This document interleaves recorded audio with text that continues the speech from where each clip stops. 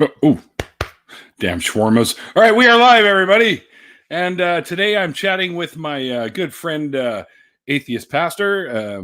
I have links for all of his stuff down below, the Twitter and the YouTube. And of course, you're part of the Friday Night Six Pack as well, which I actually didn't put a link to. But if one of my moderators could find that out and stuff that in the chat, that would be great. Yeah. Well, so the good news is that's just on the regular channel. So is it? click on the regular channel, and you'll get six pack. That's right. That's right. It's done on your channel. I forgot about that. My bad. See, I must pay more attention as a host of a show like this. I really should know these things. But well, in all fairness, I do it at about 4 a.m. your time. So actually, no, 3:30 in the morning it would be. Oh, so just before I get up to go to work. Yeah. So I'll give you that one. Actually, no, I don't work Saturdays. What am I talking about? No, would it be Friday for you? Or would it? Yeah, I'm coming to you from the future. Right, so it would be my Friday morning, 3:30 in the morning. Yes, and which I would be still getting up for work. Yeah, great way to start your Friday end of the week with drunken Aussies carrying on. Wonderful.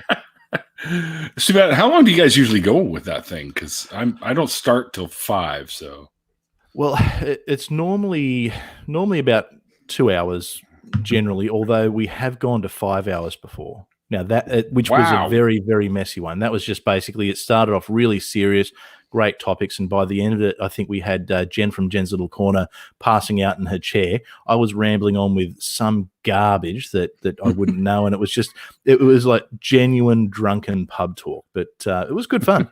Had a sore head the next morning, and such is life. Looks like Dear Mr. Atheist has symptoms of the coronavirus, guys. So he's a little notification just popped up. So he's self-quarantining, which he seems to do a lot anyway. So he's not a big social butterfly. So I think we were joking on a stream last night that I guess for us atheists who do this, most of the time we're socializing in front of a computer anyway. So self-isolating is our thing. Yeah, exactly. We'll get through this. Yeah, you're well beyond the 6 foot diameter or whatever that they say people should have. There's actually a guy I saw on the news that was walking around with a huge circle that he cut out, and he wears it so that people will stay 6 feet around him. Yeah, that's different. That's different. Yeah. I thought that was kind of funny. But anyways, you know what I do here? I talk to people about their deconversion stories of how and why they left religion, the journey that it took them on, the ups, the downs, the ins, the outs, that kind of thing. So I'll let you sort of take over and take us back to when you sort of first started realizing that the things you were taught about religion were just hokey nonsense, and the journey that took you on. Yeah. So I guess I'd probably I'm probably a little bit different to most. I actually grew up in a secular household. So my few experiences sort of growing up with religion was, I guess, we were what you call Church of England or Anglican, which was more a cultural denomination than anything. There was the Catholics and the Church of England, but no one was really church going. Right. My first real experience with church was when my mother decided, no, it might be a good idea. We're going to go to a church because it'll be good for me. So we went for 1 week. I went into Sunday school, and they asked that I never came back, simply because I was a very inquisitive young man, and I had a very simple question, which was, how do we know God's real? And the answer I got was something along the lines of, well, if God wasn't real, then who made us? Someone had to make us. And I went, well, then who made God? And that was it. That was the end of my Sunday school journey. So, legitimate questions, though. Absolutely legitimate, very legitimate questions, and questions that anyone with a base level understanding of apologetics can answer. But when a 10-year-old kid basically gets kicked out, it's it's kind of like, well, that's all crap, and I'm never coming back. Incidentally, language. Am I allowed to throw out the occasional naughty word, or? Fuck no. Of course you are. I'll behave. No, that's okay. No, I do the Daily Atheist every now and then, and he doesn't like his cuss words, so I think it's funny when he says that too. But so yeah, I guess it's basically my attitude was, well, fuck this. What's the point of what is this crap? It's Yeah, and that's from the mind of a 10-year-old. So I guess skipping forward, it's sort of reasonably regular kind of secular upbringing. We weren't religious, we weren't anti-religious, we just never really thought about it. I was always fairly heavily into science fiction, UFOs, had a bit of obsession with anything to do with abduction stories and things like that. And me too for a while. Oh yeah, and ended up in my sort of late teens coming across a religious group that I looked them up and went and checked them out this one time, which was sort of like, if you can imagine ancient aliens, but then using biblical verses and just sort of it's that kind of thing. I wasn't really buying into it, but there was a few cute girls and they showed a bit of interest, so I kept going back.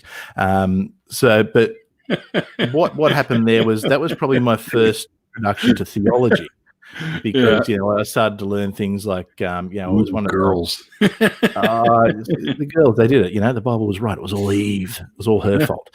That's right. That's right.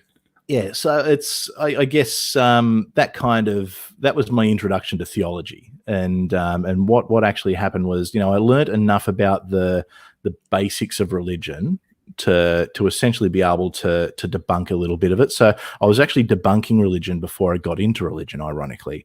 And it'd be little things like in Genesis, the original word for God is Elohim, which is a plural as opposed to Eloha, and it means those who came from the sky rather than he who came from the sky. And I used to throw that at Christians, and none of them ever had an answer. And then one day, and I probably should preface, my parents had split when I was a teenager, and they both remarried, and it was a bit of a weird situation. So I was very much, I wasn't on my own, like I wasn't ignored, but I kind of found myself sort of thrust into a position where I was doing my own thing.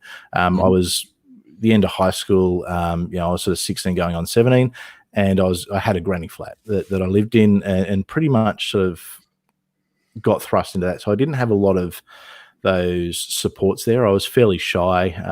That's probably why I stuck around the kooky ufologists, because girls showing me attention, I didn't really know how to deal with that because I wasn't outgoing enough to actually go and talk to them. So for me, it was just like, seriously, I'm actually a terrible introvert. People don't realize it, but I'm actually a terrible introvert. So I always lacked that sense of community. I had work, but then that was kind of it. I was pretty much a loner, but a loner who was craving for something. So I had a guy I used to work with, and he was very religious, and we got on all right. And one day he decided to do the whole evangelize to me thing, and so I just went to my usual routine. So, what about this? What about this? What about this? And he was the first person who ever gave me an honest answer. And he said, "You know what? I don't know. I don't know enough about it to answer those questions. But why don't you come along to my church, and the pastor can probably answer. He probably knows a lot of that kind of stuff, and he'll probably enjoy talking to you." And I thought, yeah, all right, I'll go along. I'll show these people. Anyway, went along to church and ended up giving my life to Jesus somehow. So that was a bit of a strange experience. Wait, what? Yeah, it was weird. It was weird. But look, what it was I had all of a sudden out of nowhere, I had people who were coming up wanting to talk to me, and who were normal, well-adjusted people from what I could see, taking an interest in me and wanting to, giving me that sense of community. So, for me, it was like, this is something I've been missing. And the message that night, and I understand the way and the manipulation techniques that are used now in the messages that are given. The message that was given that night is, was very much about, it's just surrendering yourself, and we're a community. You've got to, we're all in this together, and it sort of started that journey. And obviously it was just sort of like, hang on, what is going on here? But all of a sudden I've got this massive social group. So I was cool with it. It was, I still had, don't get me wrong, I had friends, and, I'd go out and, we'd sort of be normal 20-year-olds. But all of a sudden, out of nowhere, I had a large group of people who would call me to see how I was doing, wanted to catch up. Hey, we're going to the movies. Do you want to come? And for me, that was very different, because normally my social life was, well, it's Friday night, we're all going to go to karaoke or something and hit the drink and party until, whenever. And a lot of those friends, because essentially they were really just friends who I just go out and hit the drink with weren't always that reliable. Okay. But so it was very much that sense of community that brought me into religion. Now, one thing I've always been, I guess, blessed with, for lack of a better term, is I'm actually a very good public speaker. I'm someone who can, and I retain information. I'm what I guess you'd call a jack of all trades. I can pick up a lot of base level information pretty quick and understand things. And so as a result, I sort of pretty quickly got earmarked for leadership in the church. As well as that, I can carry a tune. So they're always looking for people to get up and sing at church. So I found myself sort of within a fairly short period of time, up sort of leading worship or being a part of worship, and then eventually leading worship in churches, in with the higher ups in the church. And then, anytime there was a traveling preacher, everyone would I was always getting prophesied over me that I was going to do great things for the kingdom of God. And when people are sort of reinforcing that on a constant basis, you start to really believe it. And it just it led to the journey where eventually I got to the point where, I'd had a lot of conversations with pastors and other leaders within the Christian movement. And everyone said I needed to be a pastor. And that was, they kept prophesying over me, I was going to be a pastor. So I started down that journey. Oh, the irony, if only they knew what they know now. It's okay. You're officially an atheist pastor now anyway. So yeah, exactly. Which so I want to talk about that later, by the way. Yeah, we can get into that. So I had this very interesting journey, within churches, within leadership. I went and I initially began studying a Bachelor of Theology, and then changed that to a Bachelor of Ministry. I didn't complete it. But what really started to click for me was actually when I was and I've probably skipped over a lot here of things within the church, but I mean, essentially I went, I prayed for people, I spoke in tongues, I went through a lot of the pastoral training, I was leading small groups, at one point, it's a couple of times a week, I'd have a few different groups who would come over to my place and, I'd sort of lead them in Bible teachings and things like that. So there was a lot of that in between, but it was really when I went to Bible college that I guess things started to unravel for me.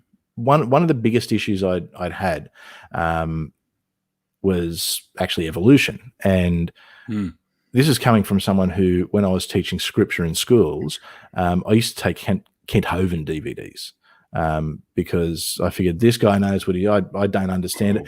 But I watched, it was probably thanks to Kent that I could see a lot of it was just, no, hang on. That doesn't make sense. It isn't right. It just didn't vibe with me. Right. So we're sitting in a class that's called Introduction to Old Testament, and I was there genuinely wanting to have an academic experience. I wanted to study it, I wanted to know it, I wanted to get what it was all about.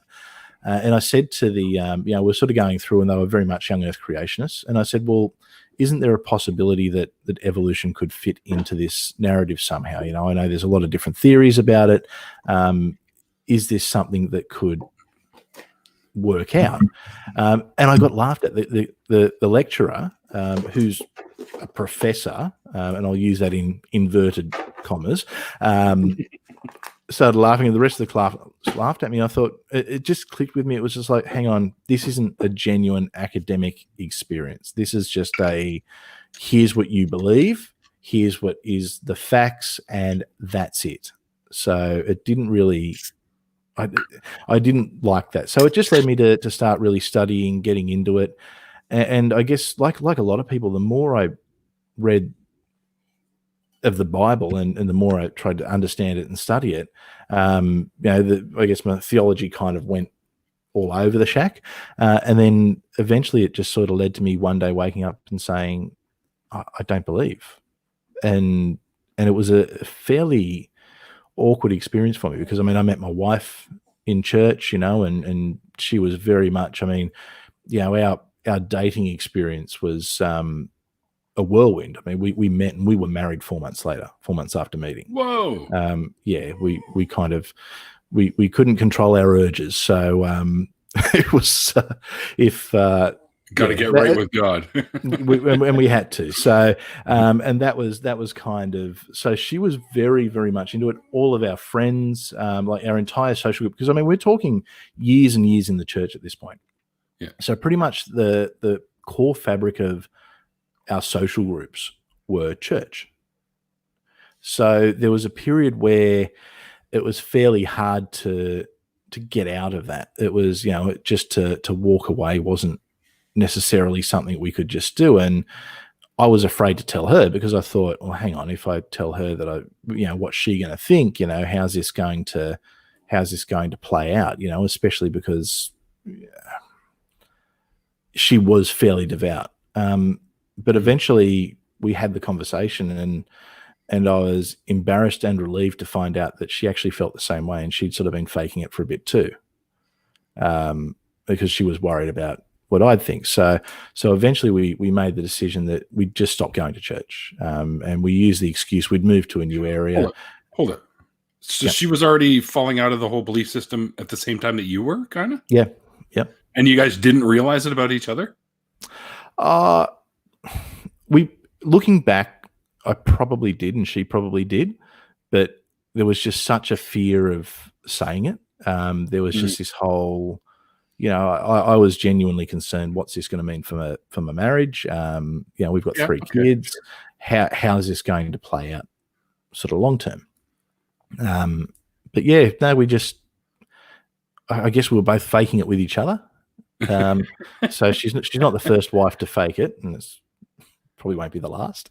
But that could go a whole nother route, couldn't it? Well, yeah, I was going to say it sounds like my sex life, but well, I might have been implying things. But my old sex life. Yeah, well, I'm married with 3 kids. I don't even know what that is. So, why don't we have sex anymore, honey? 3 kids. What more do you want? Exactly. No, well, half the time it's me going, oh, get away from me. No, I'm too tired. Yeah, the libido kind of goes, oh, yeah, it's so no, I've got to go on a stream. Go away. Leave me alone. But yeah, so it was a bit of a surreal thing. And I guess probably the hardest thing for me was when I actually publicly kind of not so much announced my atheism, because I didn't do a big "I'm an atheist" post, but a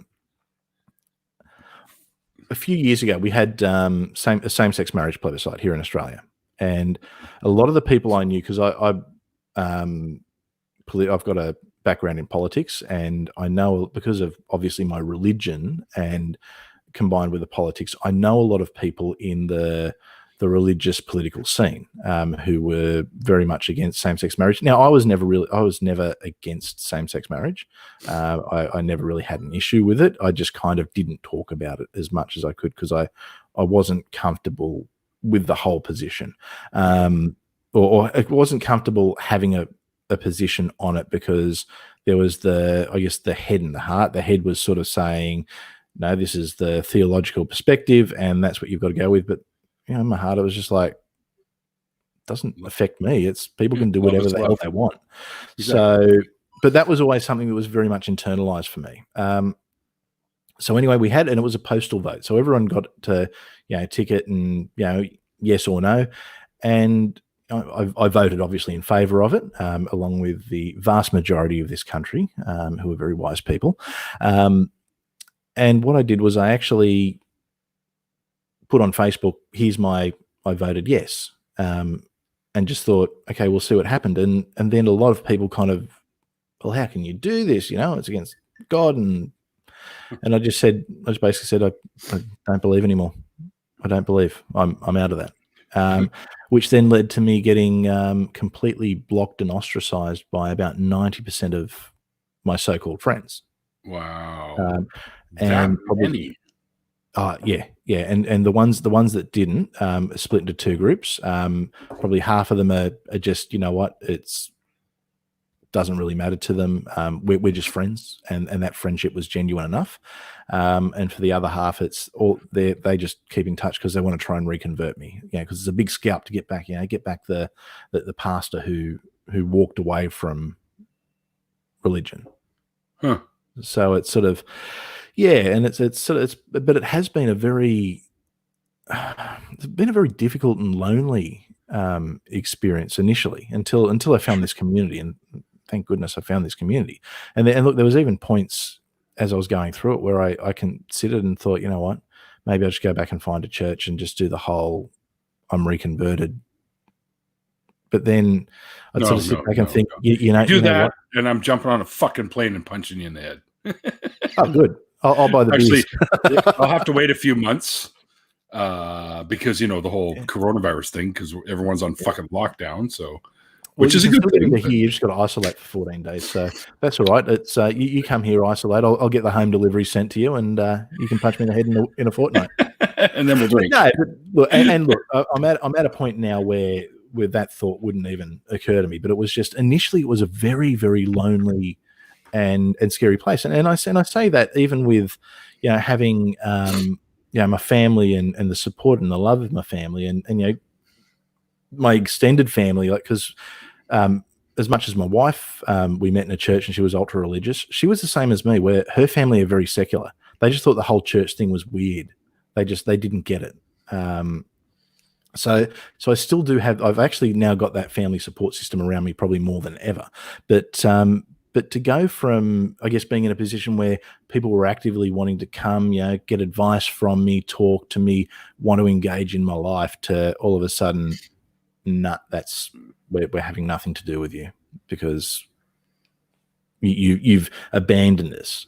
It's pretty surreal. And look, I can understand it from a point of view for a few people, because there may be a few people who, feel betrayed because I was in a position of leadership. I prayed for them. I gave them advice. They shared fairly intimate details of their lives and what was going on. And then all of a sudden I've come out and said, no, that's not me anymore. And I don't believe this. I can understand that betrayal aspect from a certain point. Yeah. But there were some people who I was just friends with. There was a guy, we used to live together. I mean, I was a groomsman at his wedding, and all of a sudden, after it sort of came out I was an atheist, he was like, man, we need to catch up and have a coffee. And I explained to him where I was at, and I had with him what I thought was a very genuine and heartfelt conversation. I said that I don't believe, but even if there was a God, the God of the Bible, in my opinion, is horrible. And because he wanted to have that frank conversation, he threw a few things at me, but then he ends the whole thing. I said, well, mate, let's catch up. Let's do it again. Yeah, it's great. It's great. And then he says, man, can I pray for you right now? I'm just like, why? No, have you not listened to a thing that I've said? I'm not. I said, look, if you want to do that in your own private time, but I'm not standing here in the middle of the street and praying and agreeing with you. No. Anyway, that was the last time we caught up, and this is someone who was like a ridiculously good friend. So that there's, I guess there's a lot of grief for losing some of those friendships. Although I guess, in the back of my head, I question, well, how genuine were those friendships? But I can understand that the pull that religion has, and I understand that, it's, if you Christians have got the attitude of, we're in the world, but we're not of the world. Yep. And I think I was very much in that. Which is weird when you consider that you're made out of the dirt from the earth. Yeah. Would you not be made of the world? Yeah. It's I guess in a technical sense, but I guess it's more the spiritual reawakening, and that sort of comes as part of the baptisms, like dying and being reborn. That's the whole symbol sort of side of things. But I mean, look, so it was a very odd. It's been an odd journey. It's been a very interesting journey, to say the least. But and I guess that's sort of why I'm the atheist pastor, because I know people who are coming out of religion are going through what I went through, and they're lacking that. They're lacking that person that they can talk to. And, you know, my instinct was always, whenever I had a drama, I'd go and talk to my pastor, and we'd just go and have a chat. You know, we might sit down and have a beer, have a coffee, but we just have a chat and always have a very frank conversation. And I know that was the same for a lot of people, because I used to do the same with a lot of people. You know, I'd have a lot of people come to me for all kinds of things, and leaving religion, all of a sudden, that's cut off. That's just gone. Yeah. Because if you go and talk to your pastor and sort of say, hey, or, you know, someone who's your friend who's in religion, their default answer is, let me pray for you. You know, you've just got to have faith, you know, and, you know, Jesus died for us, and you know, it doesn't always make sense, but, you know, all the usual, it's part of God's plan, and this is a journey, you're being tested, all that kind of stuff, which really is just surface level bullshit. Sure. You just reminded me of something too, going on about the how the whole coronavirus thing is going around, the COVID-19, and all the Christians going, oh, well, you know, you can come to church and God won't let the virus in the church. And I'm like, well, isn't this all part of his plan? Yeah. It's all. Because if it's not, then what the fuck are you doing? Like, what are you talking about? Because I thought everything was all part of God's plan. So. Yeah, and it's funny because I'm still linked in and on a lot of emails for church leaders, so I get some real doozies from time to time. And I found that it's pretty much split down the middle. There's the whole, you know, it's, you know, we're just going to pray and we're going to speak against it, and, you know, it's all part of God's plan. There's that side of things, and then there's the more sensible side, who are just saying, look, we're moving everything online and tune in at this time, and we're going to have these support systems in place. So it's really the way that some people, and I'm even seeing people on Facebook say, because, you know, we've been advised that, you know, only essential gatherings, like don't go to anything unless it's an essential gathering. So all of a sudden there's been this whole thing going around, I guess, these communities that I guess I still see things from, where it's, you know, church is an essential gathering. It's, you know, this is our essential gathering, and they've sort of taken ownership of it. I'm just like, are you people fucking mad? Like, there's a virus that it's probably not going to affect, you know, you or I, or, you know, kids or anything like that. But our elderly parents and grandparents and you know, the vulnerable people in our community, they're the ones who are going to be affected. It's all well and good to say, I'll get coronavirus and I'll get over it. But the second that you start to put other people at risk, I mean, like, yeah, fuck that. You can't do that. I mean, it's just, that's the issue. And unfortunately in churches, you do get a lot of older people, because for a lot of those older people, that's their social outlet as well. Yeah. So all of a sudden you're getting all these people, and a lot of whom, especially with kids, may be asymptomatic, going into these churches. It's staggering. And you watch the impact it does have on the elderly people who go to these churches. It's a very selfish attitude, I think. But anyway, that's sort of diverting. That's of mine at the moment. The elderly are the ones that are, especially like people like my mother, who's 74 and diabetic. Yeah. So she's already immunocompromised, right? Yeah, exactly. And those people are the ones who are at risk, and they're the people that we really need to be looking after now as a society, and saying, well, okay, I'm probably just going to, if I get it, I'll get a sore throat and I'll get over it in 2 weeks and then I'm fine. But what about, you know, my elderly friend who I go and visit? You know, what about, you know, my grandparents if I go and see them? You know, it's they don't have the same build-up. They don't have the same strength in their immunity. You know, they're the ones who will suffer, and that's the same for everyone in the world. You know, if you go to a shopping center, I mean, older people still need to be able to live their lives. They still need to be able to go to the shops. They still need to be able to interact. And look, you can't stop the outbreak. You can't stop it at the moment, but we can do our best to protect people and to contain it as best we can. Yep, that's all we can do. It's just do our best. Wash your fucking hands. You know, stay good distance from people if you're out in public, and just don't shake hands. Don't. A lot of people are carrying around these new hyped up wipes that they put out that have more alcohol and shit in them, so they wiping stuff off. And every door handle they touch, all that kind of shit. Now you know what? If that leads to an alcohol shortage, I'm really going to get the shits.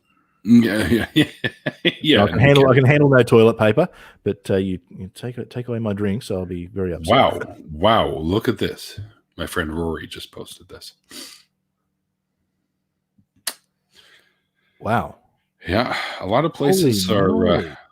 a lot of places are doing almost like martial law type things just to keep people off the streets. You know what? It's times like this that you realize we're not this wonderfully clever species. All we are is tribalistic apes that are slightly smarter than the other tribalistic apes. It's just, you hope to see the best in people. And look, you do see the best in some people, but man, we are seeing the worst in other people. Yeah. Like, I went to the supermarket yesterday at would have been about 5:30. No meat, no bread, no milk, no toilet paper, no sanitizers. I couldn't get baby wipes for my kids. There's no potatoes. I mean, who the hell hoards freaking potatoes? I mean, people who like French fries. I don't know. Yeah, well, the frozen, the whole frozen section, and look, Australia is we're an affluent nation. Like we don't do shortages. Like we're a land of plenty.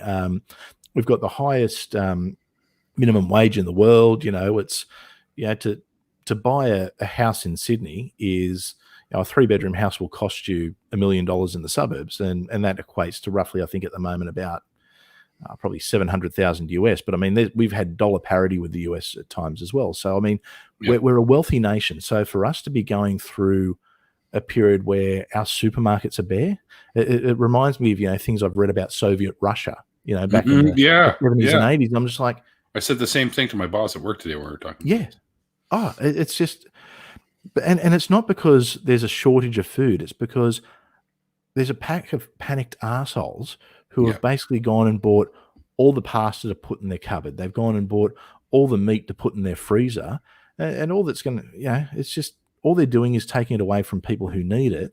And especially the more vulnerable people who can't afford to go and bulk buy things. So for those, the pensioners, the older people, they'll go to the shopping centers and what are they going to have for dinner? Right.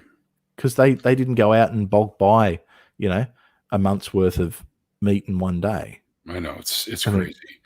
There's many pictures of elderly standing in like empty freezer aisles, empty shelving in the grocery stores, and they're like, "What the fuck?" Yeah, what do they do? Those are the people that we're trying to keep safe too, but we're taking everything and leaving them with nothing, and that's not helping. And then you get these assholes that are selling like packets of toilet paper on eBay for $100. Like, I know that there aren't laws that stop that. I mean, people can buy and resell things, but what? I really hope that as a non-religious person who doesn't believe in karma, I really hope karma bites them on the ass. I really do. I really hope they get stuck with it. It goes off and they can't get rid of it. More people need to do stuff like my friend here. Absolutely. Yep. Absolutely. And look, and that's, I mean, there is the doom and gloom side of things, but we are seeing things like that where we're seeing the best of humanity and we're seeing the worst of humanity at the same time. And I guess it's always, I don't know, maybe it's, and without wanting to, give myself a big pat on the back or come across as narcissistic, I'd like to think I'm on that better side. I'd like to think that I'm thinking of ways we can help each other. So maybe I'm just noticing the bad stuff, and maybe the bad people are noticing the good stuff. I don't know, maybe we'll end up meeting in the middle at some point, but we can hope. But you know what? Good people are going to do good things. Bad people are going to do bad things. Exactly. It's what worries me is it's when the good people start doing bad things. The good people start panicking because they think that they don't have a choice. Yeah, absolutely. Yeah. And a lot of that's brought on by the media. I mean, I remember hearing about there was a meat shortage 2 days ago, and there wasn't a meat shortage 2 days ago. But guess what? Yesterday there was, because everyone heard there was a meat shortage. So guess what? There's lineups of people going to bulk buy meat. I mean, there was a lineup at 6 o'clock that someone put outside one of the shopping centers in the area I live, and it's just people lined up around the corner. I'm just like, if everyone just went and acted normally and went about their business, there'd be enough for everyone. There would be enough for everyone, because we don't have a shortage. I mean, in Australia, we produce more food. We produce so much food here in this country that we export it all over the world. the stupid thing about all of this is it's like people are in the 90s. It's like, hello, folks, we have delivery services you can fucking use on your phone. So you don't have to run out and grab everything. You can get what you need for a couple of weeks, because really that's all the quarantine time that you might be put in. And then if you need anything during that time, just go on your app and get some food delivery service to bring shit to you. Exactly. Like, what's wrong? At least it'll be there on the shelf if you do that. It's not that hard. And I mean, it's because there's the restrictions on people going in. Every restaurant now is doing delivery. They are all, and they're screaming, "We will deliver you food." The dishes is giving coupons away. Yeah, it's not like there's a shortage of options. I mean, you can jump in your car and go through a drive-through, if you need to. I mean, we're not going to starve. We're not going to find ourselves in a position where none of us can ever eat again. No, probably not. But people are acting like it's The Walking Dead. But it's. I think everyone's planning on being Rick Grimes, and it's just that's not where we're at. We've got a really, really bad situation globally for probably anywhere up to the next 18 months, and then we're going to look back on this period, and it's historians will write about this period one day, and I guess as a society we're going to be examined, and our actions will be looked at, and I don't think it's going to be favorable. Well, you guys have. The other day I read a couple of places here in Canada and in Brisbane. They cracked the code of the virus, and now human vaccines are in trial. They had them in Seattle already. So they're in trial right now in multiple places now, where multiple people have gotten these vaccines. They've volunteered to be the test people, right? So, and so far I haven't heard anything ill out of that yet. So it looks like we could be on the pace for something that we could mass produce quite quickly. And by the way, this is the fastest reaction time to any viral infection ever in human history. Well, we've never had anything like this. I mean, That's right. you look at things. It's probably the closest we had was the Spanish flu. Yeah. And the only reason that managed to spread to the way it did was because a lot of soldiers returning from at the end of World War I brought it back with them, and thus it sort of infected large populations. Something like that would have normally, I guess, in the past been very much contained. But now, I mean, I can jump on a plane. Well, I could jump on a plane and be at your doorstep in 24 hours from the other side of the world. And there's so much international travel, there's so much connectivity, there's so much disposable income for people to be able to go and do that. It was always going to spread. It was always going to. I think as a society, I think, and despite what we all think of various governments, I think most governments around the world have done well with this. I guess regardless of the side of politics you sit on, generally it's the bureaucrats that'll take control in this situation, while the politicians just stand up, give the speeches, and follow the advice. I think as a world, I think we're handling it the best we can. I think there's some exceptions, but we're going to get through this, and that's the thing. We're going to get through this, and of course people are going to look back and they're going to be deeply ashamed by their actions. But what can we do? We just have to ride it out, It is what it is. Wonder Lady is making a claim that I am very much against. It says that the deadly than the Spanish flu. The Spanish flu didn't have an age limit. This one does. Yeah. Or it's not so much it's an age limit, but it's anyone with immunocompromised, and elderly don't have the immunity like younger people do. And I'm not paying any attention to the USA. Trust me, the source that I got all the information I was talking about earlier did not come from the USA. It came from Australia, and it came from Canada. And we're in the Commonwealth, so we've still got it sorted, yeah? Yeah, exactly. I'd say that as a Republican, mind you, and not the American kind of Republican. Don't panic, people. It just means that I prefer a republic to a monarchy. Well, with the Spanish flu, they're not even sure where it originated. There are 3 places where they figure it could have broke out, and one was I can't remember where it was. One was in like Kentucky or something, and the other one was somewhere in France, I think, or Yeah, I think the general consensus is it was in the trenches, in the trenches in France on the Western Front. yeah, That's sort of where it first sort of started, and then it kind of just spread from there. Yeah, because people were in and out of the trenches on a regular basis. Like soldiers would, they'd do 2 weeks in the trenches, and then they'd go back to London for 2 weeks, and then they'd be brought back. So it wasn't constant. You're there for 4 years in the trenches every day. They were back and forth between, and obviously, and then back to Berlin or back to Paris or wherever it was, where they would go and mingle with a lot of people with their pay, and thus it spreads. Then they all went home, and they took it home with them. yeah. So The Spanish flu wasn't. It didn't. What's the word I'm looking for? It didn't discriminate against anyone. No, if you got it, it was bad enough that it could have killed you, even if you were a healthy adult. This one won't. Even me, who's 50 something, and I smoke. I don't believe you. Not for a second. I'm going to survive this, right? If I get it, and chances are everyone's going to get it, one way or another.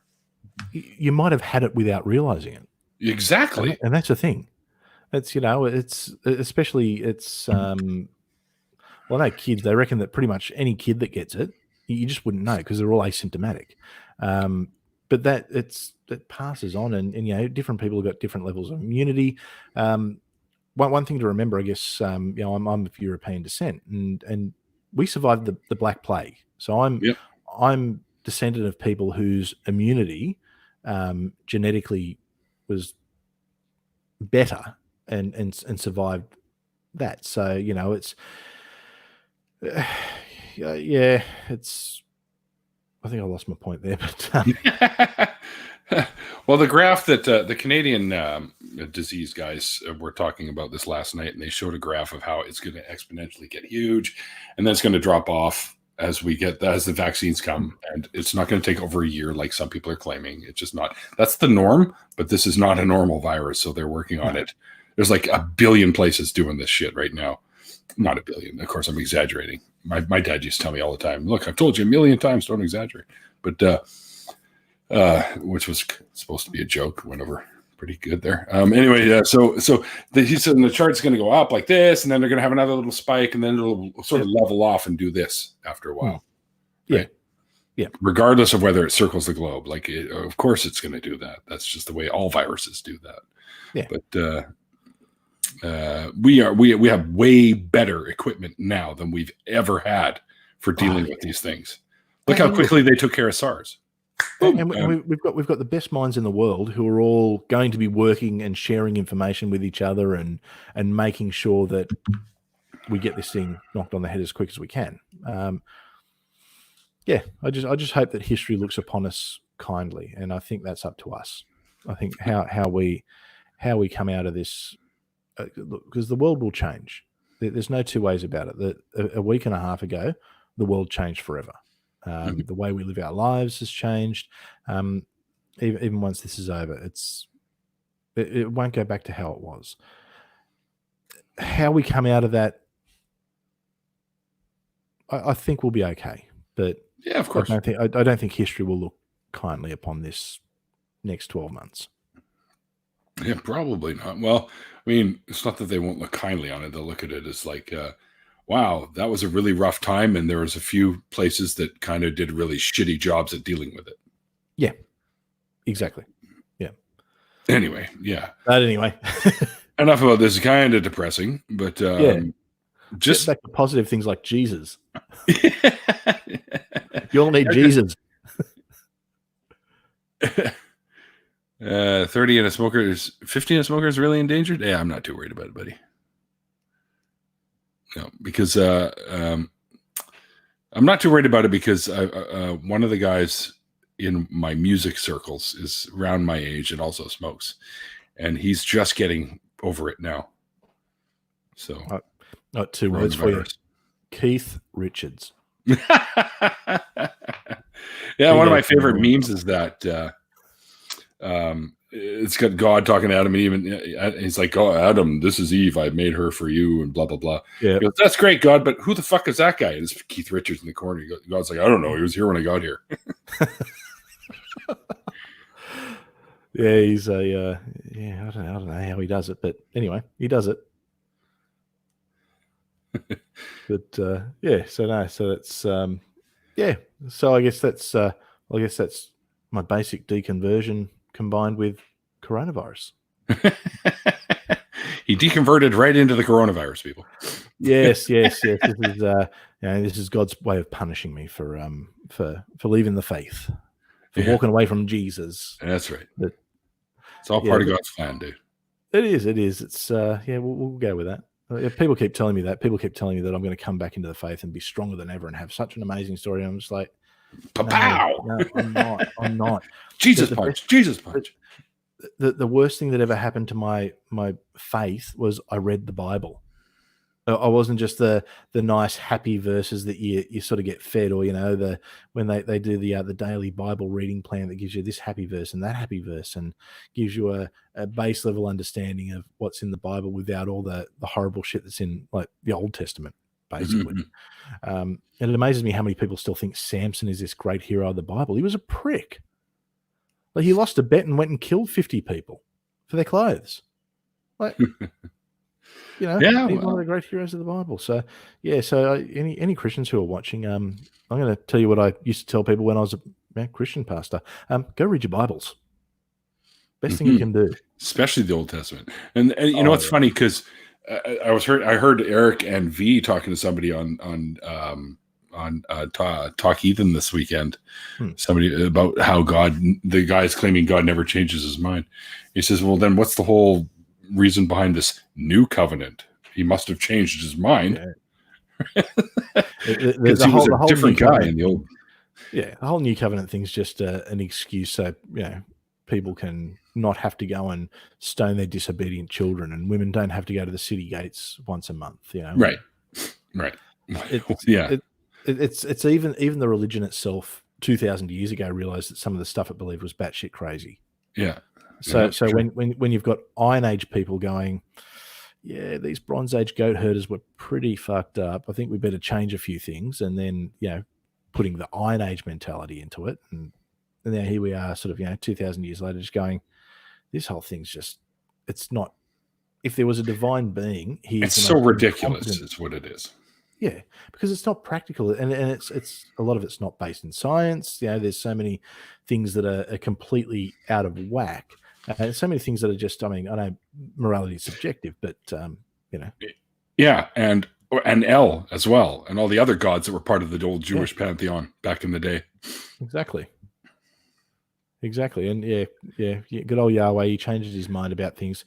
It's normally because he gets jealous and cranky and throws a little tanty, and But I mean, essentially, Yahweh was looking at it from a historical and mythological perspective. He was just the lightning god or the thunder god of the Hebrews, and throughout most of the world, the thunder god or the lightning god is generally one of the major or primary gods. You got Zeus, you got Thor, and the reason is because they didn't understand what these things getting thrown down. They thought it was like spears of godly power, and that was something that was apparently ingrained in the human psyche. So that's all he is. If you're going to tell me that the one true God of everything just happened to be the god of the Bronze Age, the lightning god of the Bronze Age Hebrews, well then, fuck me, who knows? Yeah, well, I mean, if you look at a lot of the old names and stuff like Nathaniel, who's in the chat, by the way, they all end in the word El, and they're all like something of God. Like Daniel, I think, is hand of God. Yeah. And Israel means land of God, and so El is the original. Yeah, well, actually, somehow he morphed into Yahweh. It was actually bad with my name. My name's Christopher, and that translates from Greek into one who carries Christ with him. It's like, what, like in your pocket, or I don't know. Must be. It's in my imagination, probably. In my imagination. Yeah, that makes more sense. He's right up there with Voldemort. So Well, is it like Asian Christ or Black Christ Oh or no, it's white guy like, Christ oh or no, it's white, blonde, blue eyes. Yeah, yeah, proper something that the Middle American East Jesus. never saw back in the day, except if No, it's like no, some mutation. no, something that probably didn't exist back in the day, because it's, I mean, it's our skin pigmentation has changed over time. I mean, Oh, yeah. 5,000 years ago, England was full of black people. Yeah. It was Or only when we darker started skinned people. farming. Yeah. Well, it was only when we started farming that, because of the change in our diet combined with you know the latitude, that's why our skin pigmentation started to lighten. Is that what it was? Well, it was difference in That's part of it. Yeah, part of it. Yeah, the change in diet, and that was actually part of it. and also where But we were, because we weren't yeah, in direct absolutely. sunlight all Yeah, the time. that played a Melatonin and part. shit, right? Yeah, that played a part in it as well. But yeah, I was reading a study, and forgive me, I can't remember exactly what it was, but it was an anthropological study of ancient England, and a lot of that region. But we were, white people were only a recent thing. Yep.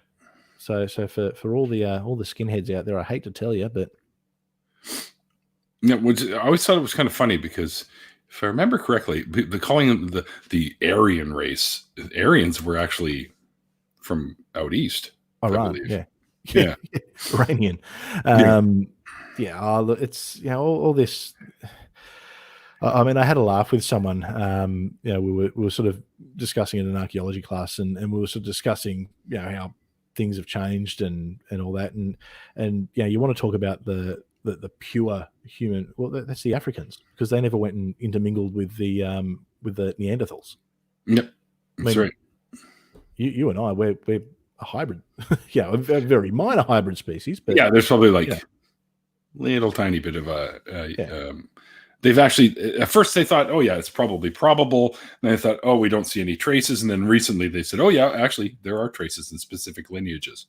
Oh, absolutely, yeah. So Yep. So they've sort of, my great great great great grandpappy was making it with the Neanderthal neighbors. well, that's it. But and look, I've got to say, I've seen what Neanderthals look like, and I don't know if they do it for me personally. You, But you got one living down the street or something? I reckon there's a few hoarding toilet paper at the moment. But that's another story. Yeah. They're all lining up at 6 o'clock in the morning outside the shopping centre that opens at 8. So I thought you said they're out in the bush hoarding sticks so they can make fire. yeah, well, that too, but it's and that's sort of something that's, funnily enough, since wasting all those years in religion, something I've actually gone and finally done, which was something I was always passionate about. Was I'm actually doing my history degree and then planning on doing a PhD in history, which is something that I didn't do years ago because I was too busy doing theology and wasting my life. So I'm making up for it now. If you learned something from it and gained something from it, then it wasn't a waste. You were clearly interested in knowing more about it, so it was not a waste. It was a learning and growing experience. Yeah, and look, I guess it's put me in a position now where I can help people who are coming out of it, because ironically, I've had that pastoral training. I've had that, I know how to hold a conversation. I can speak publicly. I guess, I've done basic sort of counseling. So I guess it has put me in that unique position. But also, by the same token, if I hadn't have done the massive religious conversion, I wouldn't have met my wife. And I mean, we've been married now for 13 years. We've got 3 kids. And, if that meant that I had to spend a few years in the wilderness believing in an imaginary friend, well, so be it. It's I hope that I've come out of it better. I think that the hardest thing for me is knowing that, because I was very much an evangelist, and I would go out and share the word, and I knew how to I guess have the arguments, and I could do apologetics quite well. I'd studied into a lot of, I could tell you why every other religion was bad except for Christianity, and where their faults and flaws were. So I brought a lot of people into the faith, and I guess for me, this is part of the reason I do what I do, is because I think there's a bit of guilt about that. I guess I want to be able to help people now get out of it. It's even though I know that obviously I can't take the blame, because I understand that people buy into religion, they believe things, and you know, that's a natural human condition for a lot of people, and it was for me. And when I brought people into religion, I was never doing it out of a bad place. It was because I was genuinely wanting them to have a better life, and because I genuinely cared about what happened to them after they died. And, you know, I had a fear that, you know, I wasn't overly sure if hell was this real bad place, or, you know, there was a bit of a theological mashup in my head about that.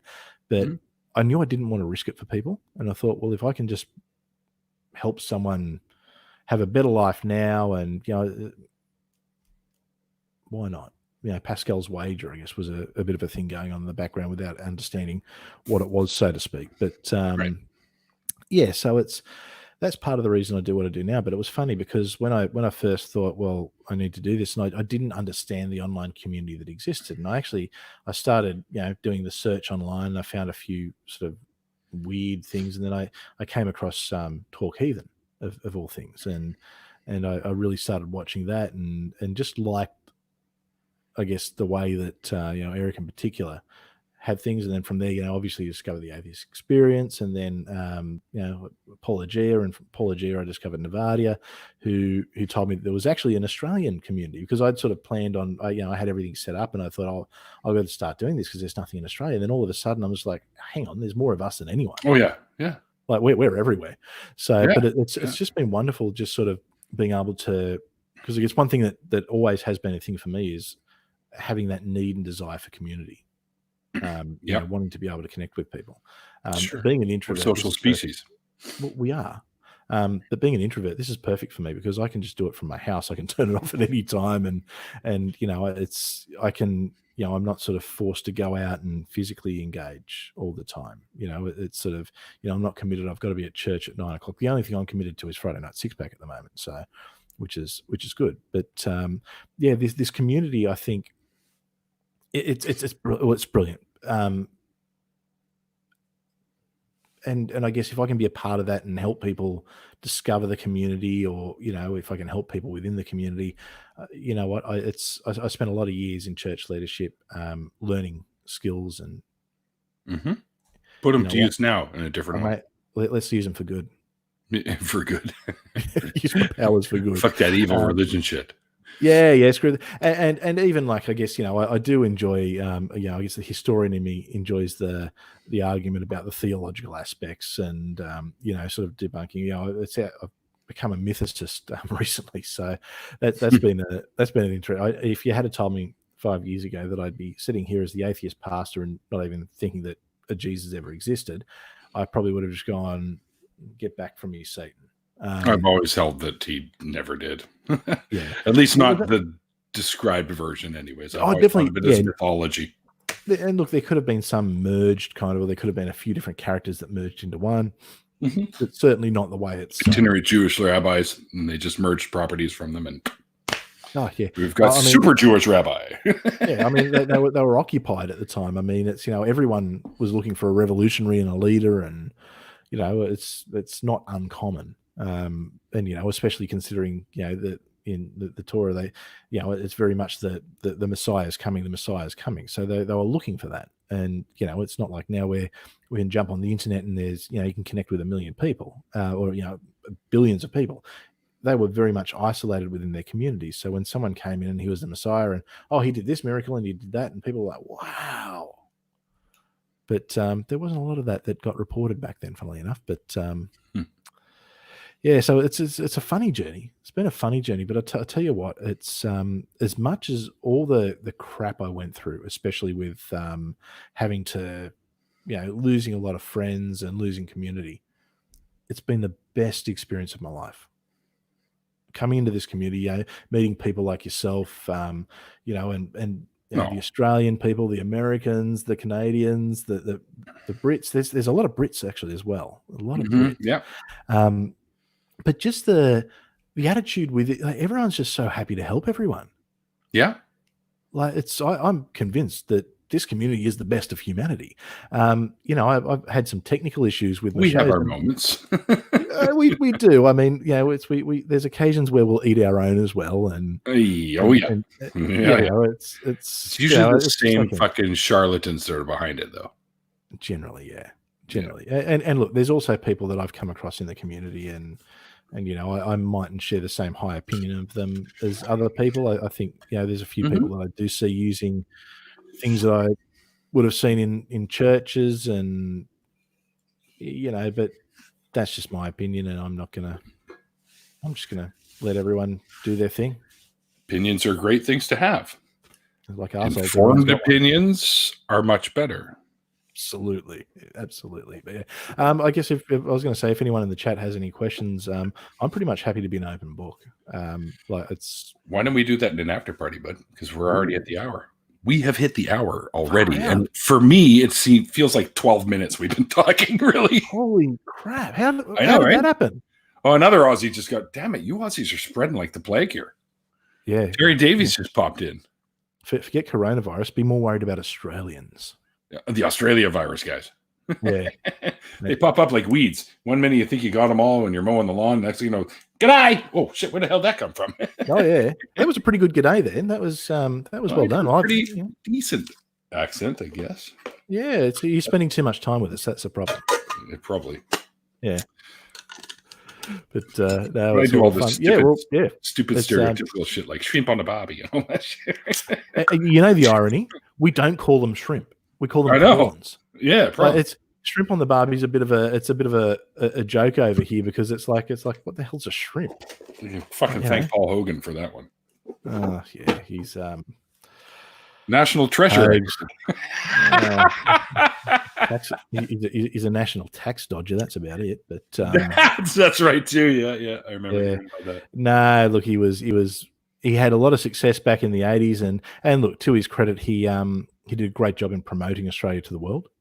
You know, I think, you know, that certainly didn't hurt us. Although the whole perception that we've got kangaroos that we ride to school, and you know, you walk out of, you know, Sydney Harbour and you're all of a sudden in the bush. You know, there's a few things that probably need to be cleared up. But we are a very unique country, and he certainly did a good job in sharing us with the world.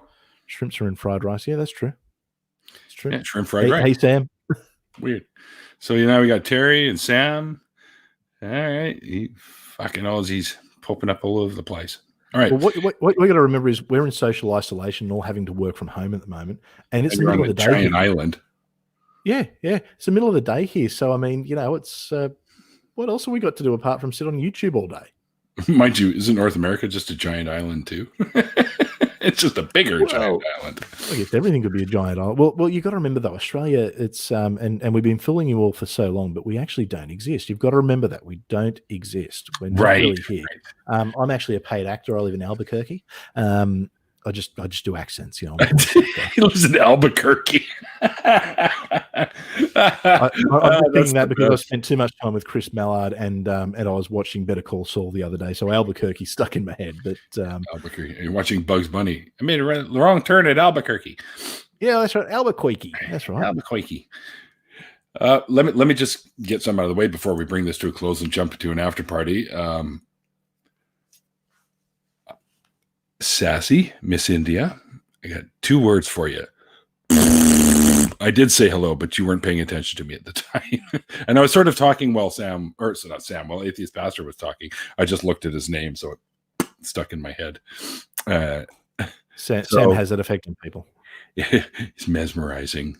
Oh, I know. So I hear he lives pretty close to you too. Well, we're in the same country. Oh, because he was saying I'm fairly close to him. Well, I'm in New South, so I'm just south of Sydney, and I think he's up in Queensland. So if I were to drive to him, and I only know this because I'm having to drive up to Queensland, it's about probably an 11, 12-hour drive. Holy crap! That's not close. Of course, Australia it is. That's my next door neighbour. No. So it's a decent distance, but that being said, it's, you know, it's an hour on a plane. No, he's blowing kisses. Oh, what a guy, huh? Yeah, see, it's love. It's all good. Relative to the U.S. Yeah, you're a lot closer to each other than you are to the U.S. I'll give you that much. Yeah. And hi, Mikey. All right, we're gonna jump into an after party. If you guys would like to join, it's actually he's already doxed himself. So it's Chris. If you'd like to join Chris and I, you're welcome to do so. Just let me know on Twitter or Facebook if you're not on Twitter, and I will send you a link. And give me about 10 minutes. I'm going to usually have my usual little break in between them. So I go have a quick smoke and maybe a hoot off the freshly rolled joint I have over here. And see, now I'm jealous. And it's legal here. Oh, Terry's is actually is close to you. He's just south of Sydney. Terry, if you're in, I'm in Wollongong, mate. So yeah, it's. I mean, look, I've already doxed myself in a video because of my political background, someone thought it would be funny to have this up their sleeve and use against me. So I just went, no, fuck yeah, I'll dox myself. I don't care. I actually live in Wollongong. So Terry, if you're from the Gong, mate, it's good to see I'm not the only one from the Gong. I'd come and say hi to you, but we're self-isolating, so maybe a beer at Dicey's. All right, so if you guys want to join us, let me know. It looks like a bunch of people already want to join. Terry wants to join. I've got Purple says to send one. I know that Nathaniel wants to join, so that's 3 already. And usually I have room for 4 people plus the 2 people that are here now. So there's room for 1 more. We can always have people rotate in and out as well. So Wonderlay, you're going to pass? Okay. Oh, that's too bad. I like when she comes in. All right. Maybe Wonder Lady doesn't like me. It's the accent. I doubt that.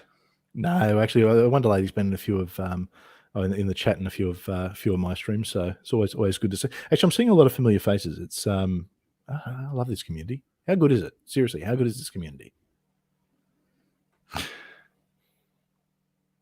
Wait, I can hop in. Wait, so Nathaniel, you're not jumping in? I thought you wanted to. Oh, let Susan in. Okay, I can do that too. Okay, we'll bring this to a close, and we'll just get enough of this rambling on about. We're going to bring this to a close. So, Chris, man, thanks for doing this. No, thank you. It's fun. You haven't made it in this world until you've been on this show. So this is who the fuck says that? I do. That's who. Okay, all right, I'll take it. I'll take it. No, mate, look, it's I love what you do, and I guess I just want to say thank you because the deconversion stories that you're doing help a lot of people because it's I've gotten emails. Everyone's got a different story, but I think some are similar enough that people who are coming out of religion can see, well, hang on, I'm not alone. I'm not the only person coming across it. I wish I had found your channel earlier. I really do. It would have saved me a lot of money in therapy, I think. But anyway, it's all good. It's all good. I'm almost at 2 years now. So awesome. Yeah. That is cool. And obviously you love it. You keep doing what you do. Oh, I love it. I love it for multiple reasons. One, I'm a people guy. I love talking to people. I love meeting new people, especially people that are in the same mindset as me. We may not agree on everything. Like the only thing atheists really agree on is that we don't believe that there's any deities. So, but I find so many connections even around that as well. Like with Terry Davies, for example, our love of cars, right? With like Susan and Nathaniel, our love of like pop culture and movies and comic books, which a lot of people love anyways, because it's hip to be a nerd these days, I think so. You know what? You should see my comic book collection. Oh, I wish I still had mine. It would have filled this room, but I had to get rid of it. I gave it all to a buddy of mine that started up his own comic shop. Yeah. I used to have a comic shop myself, and that explains it. I always kept some of the good stuff for myself. But, yeah. I had like X-Men #1. Oh, fuck, dude! I had all that shit. Oh, Master of Kung Fu #1. Ghost Rider #1, the Micronauts, the Transformers. When they all came out with comic books, I was at the store buying them up. The giant size ones, had a ton of those. Yep. Right? Oh yeah, they were great. But I got rid of all of them. You know what? I didn't even sell them. Oh no. I'm not greedy. It's not about the money. It was about the enjoyment of them. And I kept them in decent shape. Later on, I put them into bags like people started doing. Yeah. And then my buddy says, I got to open up a comic book shop. And he had tons already.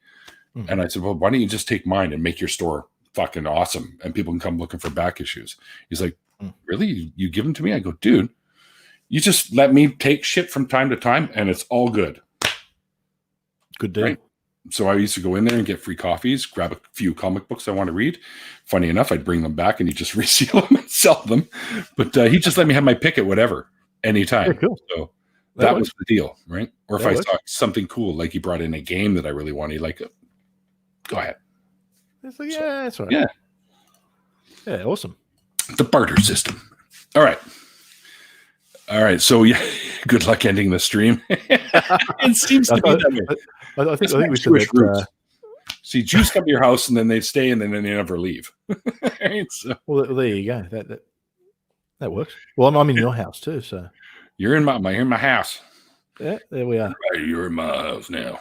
All right. So Well, I think I'm about 164th Jewish, so maybe it's just that 164th 164th. Everybody's 164th Jewish.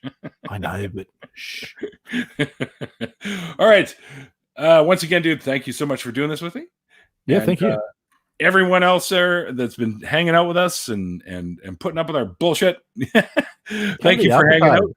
Yeah, we always have a good time here. Thanks for hanging out and thanks for tuning in, guys. I really appreciate it. And remember that there are links below. And of course, I forgot to run my banners. So let's do a real quick one there. I got to thank my awesome patrons. There's another one I have to add to this now. So I think I've got like 7 patrons now. It's like, woohoo! Boom. All right. And also, if it still happens, we're not sure. But Faithless Forum, as of now, is still going, but we'll see what happens. And if you're going to be there, come and find me. Anyway, until the next time, guys, like I always say at the end of these things, like the late, great Christopher Hitchens once said, it's called faith because it's not knowledge. And we'll see you guys next time.